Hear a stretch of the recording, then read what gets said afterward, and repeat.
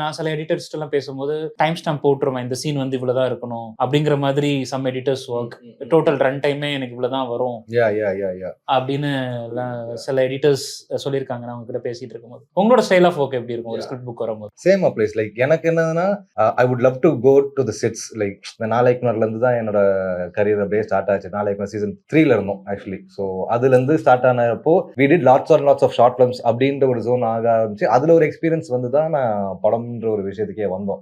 ஒரு டைரக்டர் கிட்ட ஃபர்ஸ்ட் ஒரு நரேஷன் ஃபுல்லா போய் உட்கார்ந்து கேட்டுறது. ஸோ அப்பவே நல்ல நிறைய பாயிண்ட்ஸ் எல்லாமே நோட் பண்ணி நமக்கு விஷுவல்ஸ் அப்படியே ஓட ஆரம்பிச்சிடும். அதுக்கப்புறம் ஸ்கிரிப்ட் எடுத்து படிக்க ஆரம்பிப்போம்.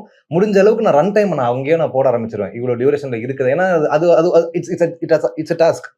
அது ஒரு சேலஞ்சிங்காகவும் இருக்கும். அது வந்து டேரக்டர் கிட்ட சொல்லும்போது அவரும் எக்ஸைட் ஆவாங்க. ஓகே, அப்போ இது ஒரு சீக்வன்ஸ் இருக்குன்னா அது 3 minutes இருக்கும்ன்ற ஒரு இதுல இருக்கும்போது அது டேபிள்ல திருப்பி அது வரும்போது அது 3 minutes வரும்போது will be like happy. Okay, கரெக்டாக தானே ஒரு டைமிங்ல ஒரு இதுல தான் போயிட்டு இருக்கும்.